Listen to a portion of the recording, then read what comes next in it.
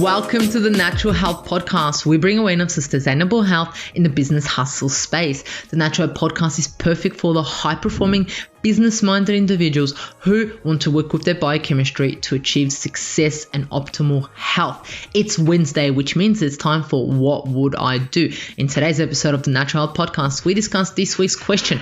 All questions are kept confidential. I read them and answer them as if it was me, hence why it's called What Would I Do? The information provided is not to be taken as advice and is solely for information purposes only. I'm not here to cure, treat, and provide medical advice. I'm here to educate and inform you so you're able to take steps towards optimal health. Please discuss any healthcare changes or medical issues with your healthcare professional.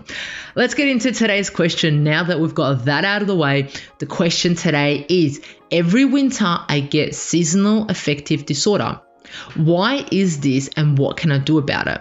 Wow, what a great question. Us here coming into winter season in Australia. Absolutely great question. And I hope that after this, I'm able to answer the question of what seasonal affective disorder is, why you may have it, and also what you can do about it, right? But to start off, let's look at seasonal affective disorder. If no one has ever heard about this, it's also called SAD, right? Which kind of gives you a way of how you're feeling with it, sad. It is essentially a type of recurrent major depressive disorder in which episodes of depression occur during the same season each year. And usually this is in autumn and winter, right? It's sometimes called the winter blues, and many of us have heard someone say, oh, I've just got the winter blues, or that person has the winter blues. But should you have them? Is there a way out, right? There definitely is, right?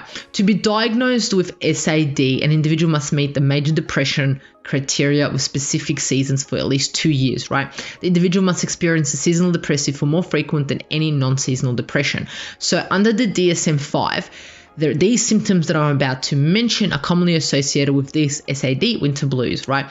But not everyone has the same ones. So these include feelings of hopelessness and sadness, thoughts of suicide, hyposomnia or a tendency to oversleep, a change in appetite, especially cravings for sweet and starchy foods, weight gain, a heavy feeling in the arms or legs, a drop in energy, decreased physical activity, fatigue, difficulty concentrating, irritability, increased sensitivity to social rejection, avoiding social situations, right? So the thing is a seasonal affective disorder is actually 4 times more likely to occur in women than in men. So women are more likely to get it than men, right? It's actually not an uncommon disorder. If this is the first time you're hearing about it, approximately 4 to 6% of the general population has SAD, and a further 10 to 20% may have mild versions of this condition, right? So this is kind of what it is. But your question is why do you have it and what you can do about it? Let's look at why you may have it, right? What is the connection, right? The exact cause of seasonal affective disorder is actually very unclear, and it is different in each individual. Even so, growing evidence suggests that this may be due to a lack of exposure to natural sunlight.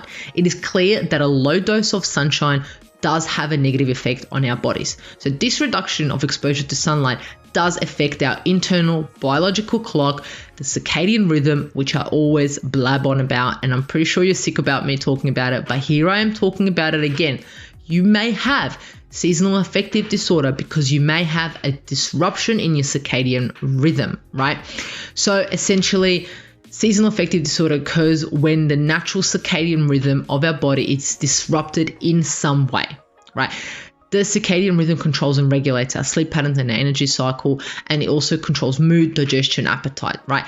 Any changes or major disruption of a normal daily routine can upset these rhythms and result in this disorder. As we know, in winter, what happens? The days get shorter, right? The light during the day gets shorter. We're not exposed to so much light. So if you're working in the office or working at whatsoever, you may get up at 6 a.m. when it's dark. You may get home at 6 p.m. when it's dark. You stay in the office the whole day, which means you're actually not exposed to any light, right? Absolutely no light. So therefore, your circadian rhythm is thrown out of whack and your body doesn't even know what to do anymore, right? It doesn't know which rhythm to take over and which rhythm to control the body's hormones and neurotransmitters, which essentially makes sense if you're feeling a little bit upset, a little bit down, depressed, and so forth during this time, because you are not regulating your circadian rhythm. But let's look at some questions that I would ask myself if I had SAD or was more prone to SAD, and it was the winter months were coming up and I'm like, oh my gosh, I really don't want to have SAD this year. What can I do, right? The one question that I have for you is, have you actually been diagnosed with SAD? Or is this hypothyroidism? Is this hypoglycemia? Is this an infection? Is this a chronic condition that you have had for a number of years? When did your SAD start? What occurred during that time? Did you have an infection? Did you go overseas? Did you give birth? Were you pregnant? What occurred during, did anything change around the first time that you realized that you were getting the blues, the winter blues, right? Or did you always have them? What is your vitamin D level like, right? What is your vitamin D level like? Because if you have low vitamin D levels, you are definitely more likely to get these mood regulations being out of whack, right?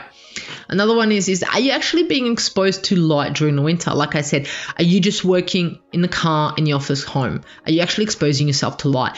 And I don't only mean an hour on the weekend. That is not exposing yourself to natural light. What I'm talking about is exposing yourself to natural light every single day, okay?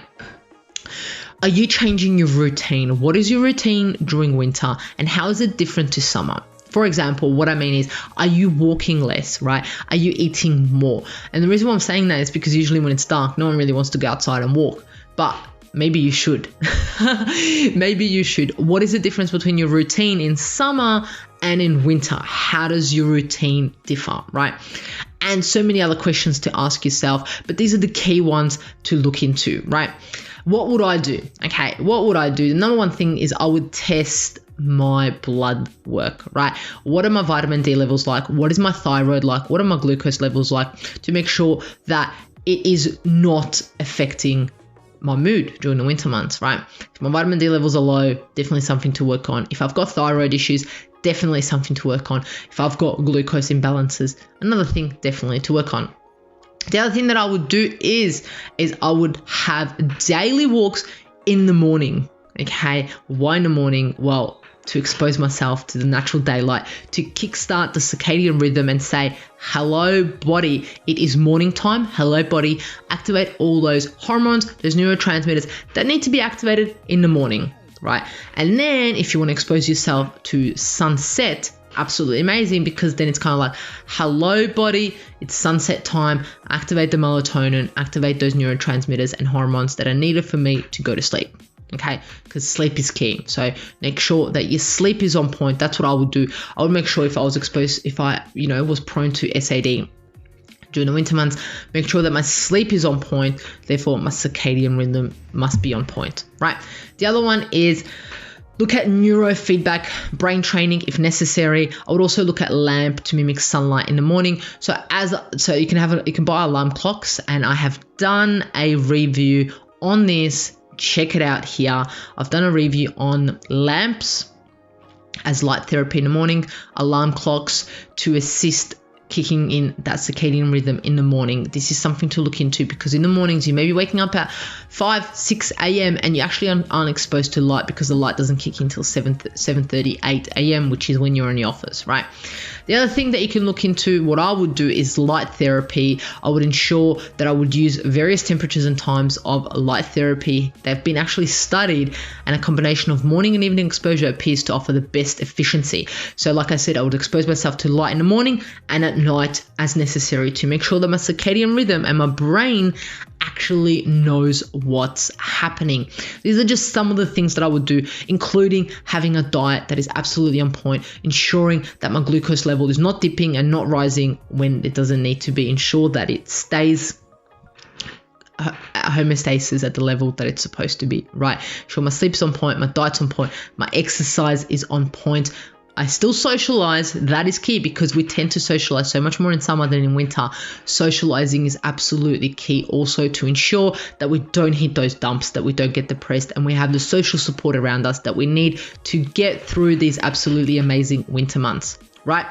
I hope this shed some light to your question and anyone listening who may have this similar issue. If you have any questions, feel free to contact me at mihaela.raguz on Instagram or get in touch with me, and hopefully I'm able to answer your question on the Natural Health Podcast. Remember, you are not alone in the journey to optimal health. I'm here to assist you and make your journey a pleasant one. Until next Wednesday, love you.